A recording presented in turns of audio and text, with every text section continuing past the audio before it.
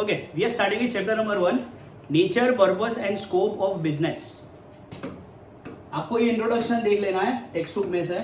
Economic non economic activity क्या है, economic non economic activity के डिफरेंसेस आपको 10th स्टैंडर्ड में आ चुके हैं. 2 मार्क के लिए डिफरेंसेस आते हैं. चैप्टर आपका यहाँ से स्टार्ट होता है टाइप्स ऑफ इकोनॉमिक एक्टिविटी. ये 3 बेसिक इकोनॉमिक एक्टिविटी के ऊपर आपका पूरा चैप्टर है. Business, profession and employment. ये वीडियो में आपके ये 3 टॉपिक्स कवर हो जाएंगे. डायरेक्टली स्टार्ट करते हैं बिजनेस से. Meaning and definition of business. First meaning. The term business has been derived from English word busy which means to be active और टू बी एक्टिव कंटिन्यूसली. तो business derived हुआ है English word busy में से, जिसका मतलब है active रहना और कंटिन्यूसली एक्टिव रहना. Definition. Business means any legal economic activity done with the motive of profit. कोई भी लीगल इकोनॉमिक एक्टिविटी जब आप परफॉर्म करते हो जिसका मोटिव होता है प्रॉफिट, तो वो सारी एक्टिविटीज को आप बोलते हो बिजनेस. Meaning, definition. चलो, बिजनेस की कैरेक्टरिस्टिक्स. कैरेक्टरिस्टिक्स, फिर उसके ऑब्जेक्टिव्स. 2 तरह के बिजनेस के ऑब्जेक्टिव्स आते हैं, एक इकोनॉमिक ऑब्जेक्टिव्स, एक सोशल ऑब्जेक्टिव्स. ये आपको टेक्स्ट बुक में से देख लेना है. बिजनेस के रिस्क, और ये वाला टॉपिक देखेंगे कॉजेज ऑफ बिजनेस रिस्क. बराबर. ये वाला टॉपिक 5 मार्क के लिए मोस्ट इंपॉर्टेंट, और फर्स्ट टॉपिक कैरेक्टरिस्टिक्स 5 मार्क्स के लिए मोस्ट इंपॉर्टेंट. चलो, कैरेक्टरिस्टिक्स से स्टार्ट करते हैं. कैरेक्टरिस्टिक्स ऑफ बिजनेस आप लर्न करोगे ये कैरेक्टरिस्टिक्स को एज पेरूनोसीएम. इसका एक्रोनिम आपको याद रखना है एज पेरूनोसीएम.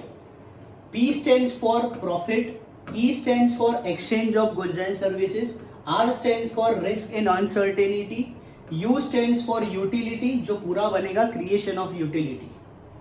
ये कुछ नहीं है. C stands for continuous activity and M stands for requirement of money. तो ये आपको पेरूनोसीएम याद रखने हैं. उसके ऑब्जेक्टिव्स. P पे से ऑब्जेक्टिव ऑफ प्रॉफिट, E पे से exchange of goods and services, R पे से रिस्क एंड अनसर्टिनिटी, U पे से क्रिएशन ऑफ यूटिलिटी, C पे से कंटिन्यूस एक्टिविटी, और M पे से requirement of money. 6 characteristics for 5 marks. चलो, first characteristic objective of profit. Okay. The fundamental objective of business is to obtain profit through economic activity. कोई भी business, उसका fundamental objective होता है प्रॉफिट कमाना through economic activity. In absence of profit business is not possible. अगर profit नहीं है तो बिजनेस पॉसिबल नहीं है. Profit is essential for running the business. Business को रन करने के लिए, चलाने के लिए कंटिन्यूस क्या चाहिए होगा? प्रॉफिट चाहिए होगा. Now what is profit? Profit क्या होता है? तो when goods are sold at higher price then its cost price, it is called profit. जब गुड्स को उसकी कॉस्ट प्राइस से ज्यादा उसकी सेलिंग प्राइस होती है, तब बोल सकते हो कि वहां पे क्या है? प्रॉफिट है. The efficiency of business is measured by profit. Business की एफिशिएंसी मेजर होती है किसके जरिए? प्रॉफिट के जरिए. And profit is the barometer of business. Profit business का क्या है? बैरोमीटर. ये स्पीडोमीटर है और इसके ही जैसा होता है बैरोमीटर. तो बिजनेस कितना एफिशिएंट है वो मेजर होता है बिजनेस के प्रॉफिट से. तो आपको ये 5-6 पॉइंट्स याद रख लेने हैं 2 मार्क के लिए. ये लाइन आपको पूछी जाएगी कि profit is the barometer of business, explain the statement. तो आपको पूरा लिख लेना है कि बिजनेस का फंडामेंटल ऑब्जेक्टिव तो earn profit. In absence of profit, business is not possible. Profit is essential for running the business. What is profit? Goods are sold at higher price than its cost price. It is called profit. Efficiency of business is measured by profit. Hence, profit is the barometer of business. आपका सबसे पहला P done. Second, exchange of goods and services. Okay, business involves exchange of goods and services. कोई भी business हो उसमें goods और services दोनों का एक्सचेंज होगा. Exchange of goods and services takes place when they are sold by manufacturer and are purchase by purchaser. जब कोई मैन्युफैक्चरर इसको बेचेगा और कोई परचेसर इसको परचेस करेगा. Now goods are of physical form, hence they are tangible. उसको छू नहीं सकते, उसको छू सकते हैं, महसूस कर सकते हैं, वो फिजिकल होते हैं, उसके लिए उसको क्या बोलते हैं, tangible. And services are intangible, hence both are exchange. दोनों का क्या होगा, बिजनेस में एक्सचेंज होगा. तो देखो, सबसे पहले exchange of goods and services is involved in business. Exchange of goods and services takes place when they are sold by manufacturer and are purchased by purchaser. Goods होते हैं फिजिकल फॉर्म के, इसके लिए उसको बोलते हैं tangible. And services are intangible, both are exchange. दोनों के एक example, a company manufacturing electric equipment, तो ये है आपका गुड. तो exchange is physical goods. And a company providing electric service, ये आपकी है सर्विस, तो एक्सचेंज करेगी वो सर्विस. दोनों के एक एग्जांपल आपको लिख लेने हैं. Exchange of goods and services. P done profit, E done exchange of goods and services are risk. Risk and uncertainty. चलो, business involves risk and elements of uncertain returns. Business में आपको रिटर्न्स अनसर्टेन मिल सकते हैं. Return यानी यहाँ पे profit की बात हो रही है. रिटर्न में आपको प्रॉफिट भी मिल सकता है, रिटर्न में आपको लॉस भी मिल सकता है. दोनों कैसा है, अनसर्टेन. तो business involves risk and elements of uncertain return. Risk are of two types. Risk दो तरह के होते हैं. एक फिजिकल रिस्क, जो पहला होता है मैनमेड रिस्क, और दूसरा होता है नेचुरल रिस्क. एक मैनमेड रिस्क और एक natural risk.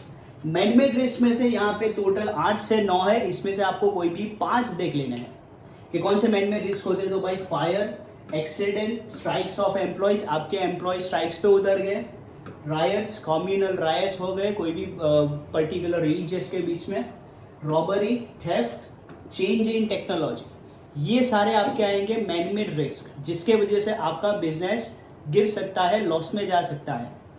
And natural risk होते हैं आपके सुनामी, अर्थक्वेक, स्टॉर्म, और एक आप लिख सकते हो पेंडेमिक. तो these are the natural risk.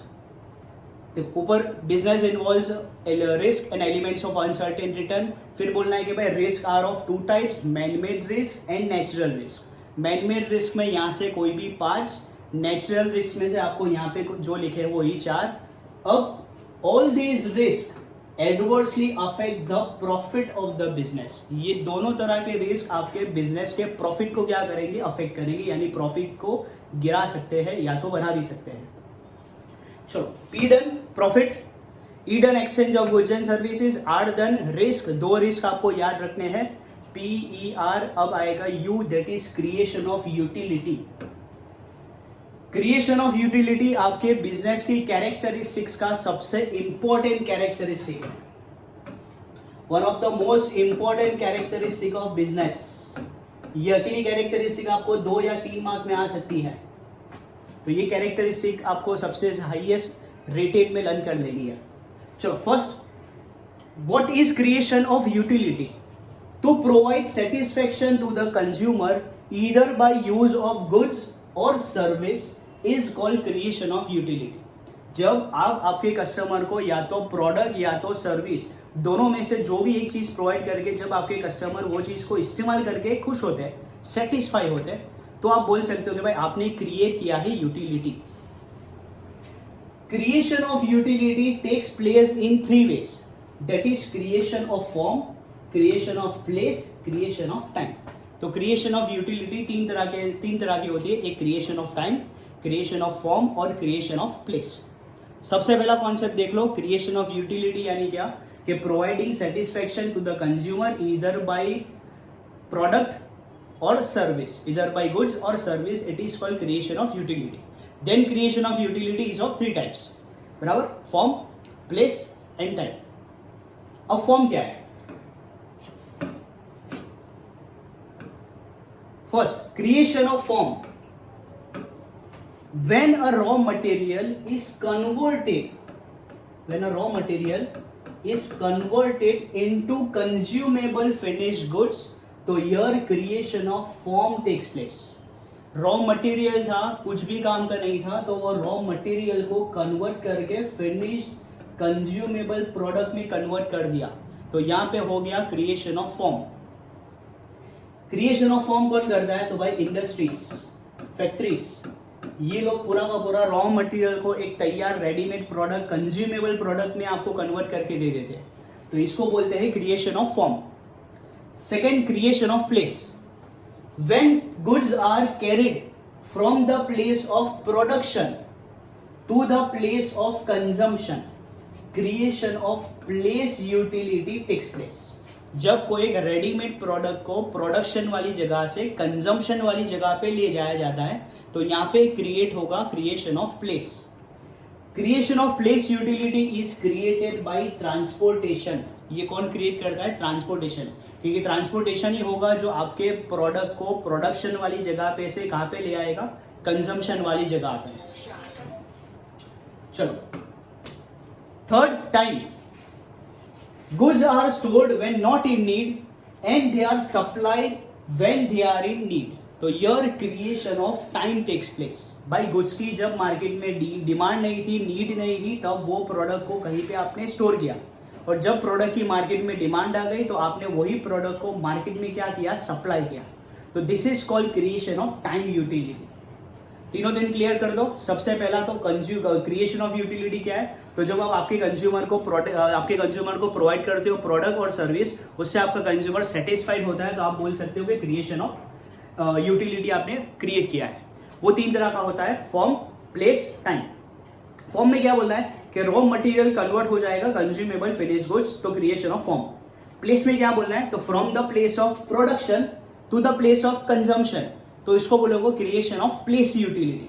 और तीसरा आएगा क्रिएशन ऑफ टाइम यूटिलिटी, जहां पे आपका गुड स्टोर रहेगा when not in need and they will be supplied into the market when they are needed.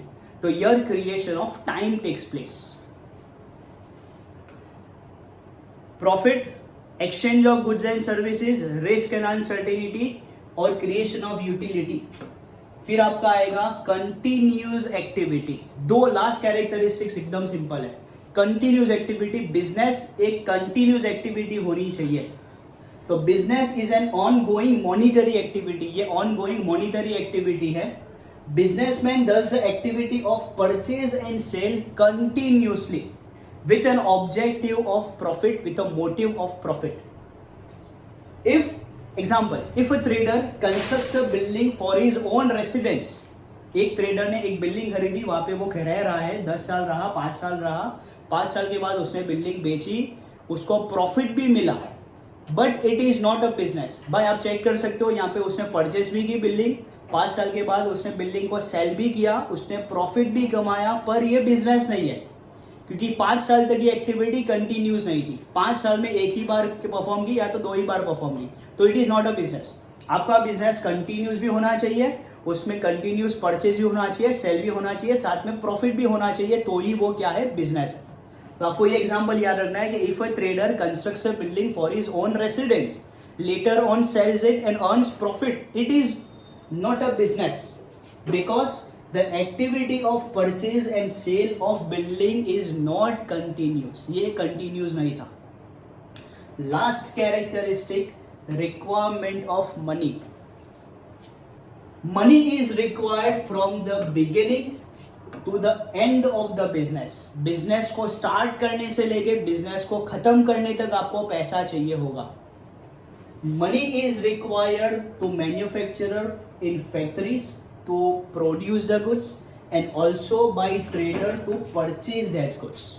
तो मैन्युफैक्चरर को वो गुड्स परचेस करने, गुड्स को बनाने के लिए फैक्ट्री में भी पैसा चाहिए, वही गुड्स को खरीदने के लिए ट्रेडर के पास भी क्या चाहिए? पैसा चाहिए. That is requirement of money.